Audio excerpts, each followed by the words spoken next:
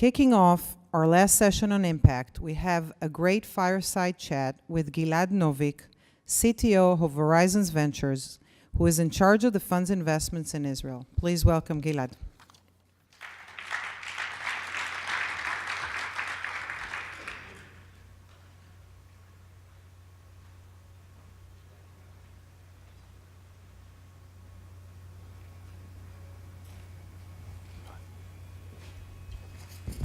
Hello, everybody. My name is Yves Klein. I spoke a little bit earlier, so I won't say much about myself other than Gilad and I have something in common, which I don't know if he even knows, and now you guys are going to learn this as well. I was born in Hong Kong, which is a fairly unknown story, and in 2000 I go back to Hong Kong for the first time. I go to the Chinese consulate here in New York. I apply for a visa, and he says, "I reject your application." I asked the guy, "What do you mean you reject my application?" He says, "You fill out the wrong form." "What do you mean you fill out the wrong form?" He's like, "You have to fill out the form as a Chinese American." I go to him and say, "I'm not Chinese American. I was born in Hong Kong." He's like, "You mean China?" I'm like, "No, I was born in Hong Kong." He's like, "You mean China?" So as a result of this, I'm a CIA, a Chinese Israeli American, and that's my introduction, Gilad, for you. And Gilad is an Israeli, thank you, working for a Chinese fund, living in Europe. So you're a CEA while I'm a CIA, which is very funny, but that's what we share in common. We're both Chinese Americans and Chinese Israelis, so very nice. But as an opening question, how does one become an Israeli working for a Chinese fund in Europe? I think it's mostly luck. So I think I will tell a little bit about my background. So I was born and raised in Israel, lived most of my life in Israel, and worked in the telecommunication industry for many, many years. Started in a local manufacturer called Tadiran Electronic System, working on some military projects, which only today converted into a consumer, like drones. Then afterwards moved to work for a mobile operator for Orange Israel, which was part of the Hutchison group at the time. I've been asked by Orange to build their data network. At the time in 2000, the only service was voice and text messages. So I was asked to actually build a data network that will run the top-of-the-art technologies at the time, which was WAP and MMS. And it actually worked, and it worked pretty well. So I managed to convince management to let me run some research projects in our labs. And in 2005, I've been offered to to head the innovation research activity of the Hutchison Group, which includes 13 mobile operators from London, which I did for a few years. I ran some interesting projects over there. We were the first to introduce Skype, instant messaging, Facebook on our mobile phones when people were afraid to use internet technologies at the time.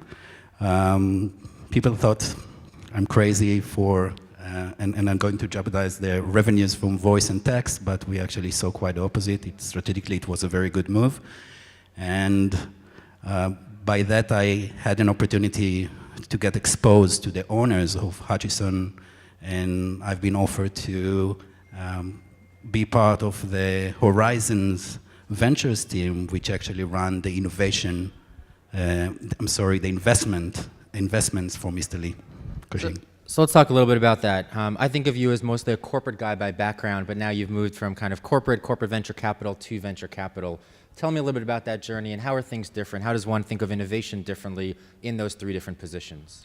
So innovation in general is kind of the same for both, but I think when you look from a corporate eyes, it's slightly different because what you try to do is to find that differentiation between yourself and your competitors.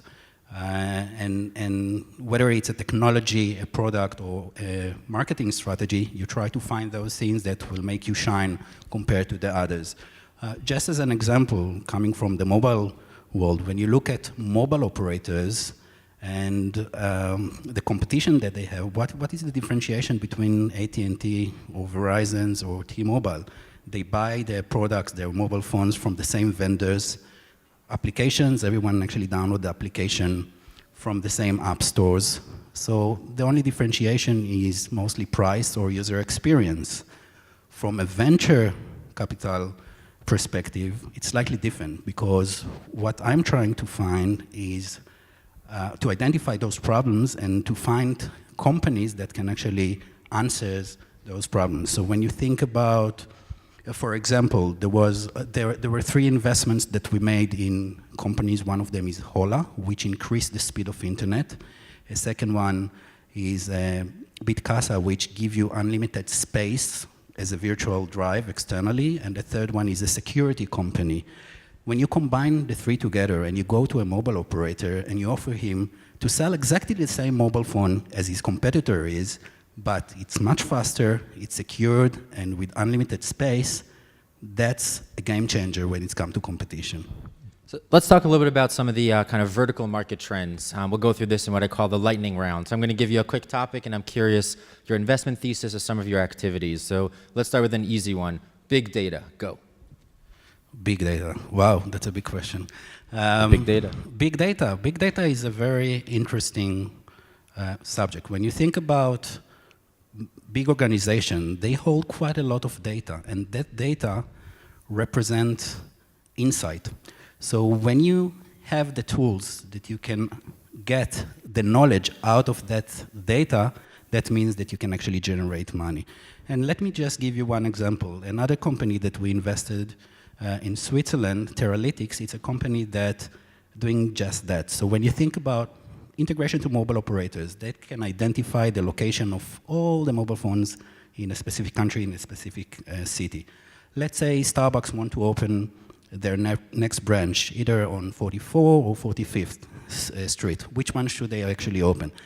By using Teralytics technology, they can identify what is the trend of movement of people between those 2 streets, and they can actually decide which one to choose. Here's a harder question. We spoke about this earlier. The difference between augmented reality and virtual reality, AR versus VR. So virtual reality, you put the glasses and that's it. You're diving into your own world. And augmented reality is a combination between the real world and the virtual world. Good answer. So we, Ifad gave us a good setup talking a little bit about impact and impact investing. You were sharing with me earlier that one of the areas that you've gone into recently is food. I assume you're doing that as a capitalist, although there may be an undertone of impact as you think about that. Maybe share with the audience, because I think it is a novel area for venture capital. Where do you see innovation in food?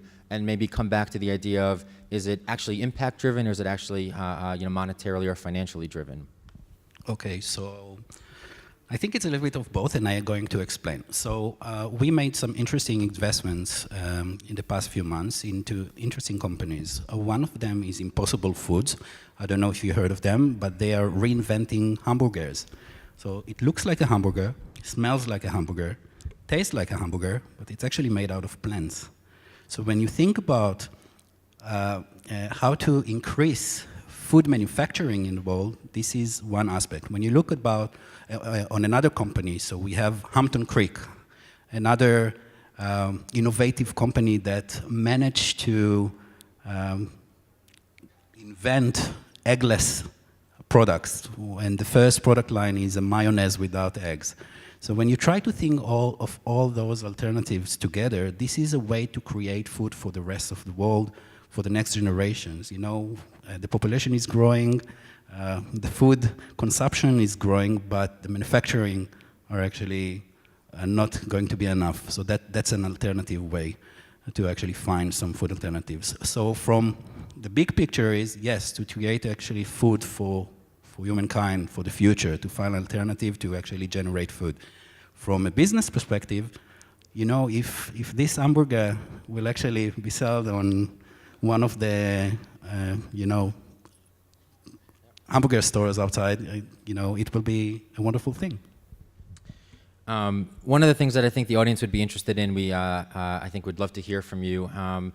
How do you think Israeli entrepreneurs differ than some of the other entrepreneurs you see from around the world? So obviously your fund is global, you make global investments. Many of us, I think, have a view that Israelis are good at certain things and maybe bad at others. So perhaps lean into that question a little bit and tell me, what do you observe when you hear from Israelis versus some of the entrepreneurs in other countries? So there is a big difference between Israelis and the rest of the world. The chutzpah is a big thing, but not only. But I actually can categorize it into different categories. The first one is why it's interesting to actually invest in Israeli companies. The first reason is valuation. So when you think about valuation in Israel compared to the US or Europe, it makes much more sense because it's more realistic. Is that still true? So I think that Israel used to occupy a little bit of a discount relative to some of their peers. I think in the last year or two it's caught up, and in certain cases we're seeing a premium as some of the multinational companies are looking to open up a first development center. I think they're actually paying above market. So do you still think that there's a discount? I think for the seed and the A rounds, it's still maybe it's an M&A premium versus an investment premium? Yes, it's an M&A. The M&A, after the Waze exit, I think you actually started to see. Thank you, Uri. So maybe with my last two questions for you. Again, we talked a little bit about impact. Do you feel comfortable sharing a little bit around maybe the idea of philanthropy in terms of how you look at kind of the universe and how your fund is kind of structured? Sure. So I think Horizon Ventures is part of a bigger organization, and Horizon Ventures, to the one who doesn't know, belong to a gentleman called Li Ka-shing, one of the richest guy in the world, the richest guy in Asia.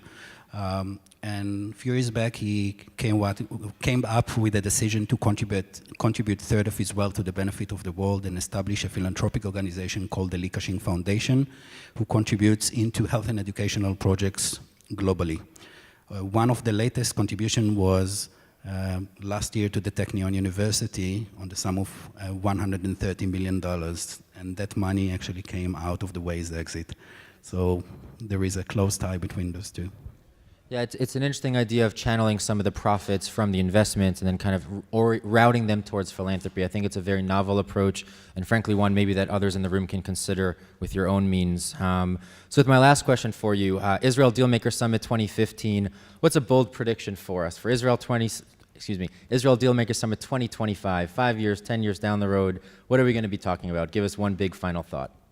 Oh, so I think it's going to be interesting. I think that's my prediction. We will wake up in the morning and go to work will be kind of a different than what we used to today. So we will actually wear our glasses and we will go to work. So we'll start to talk to our peers globally, either by using teleconferencing, browsing the web, or doing any other things. Then during lunchtime, we will order our new technology food, our hamburger, and then afterwards, by using big data, we will get notification that we actually need to go and do some sport. So that's the future. What's a bowel movement of the future look like? I'm just kidding about that. Good. And with that, ladies and gentlemen, thank you so much for indulging us on this discussion on impact. Very much appreciate your time.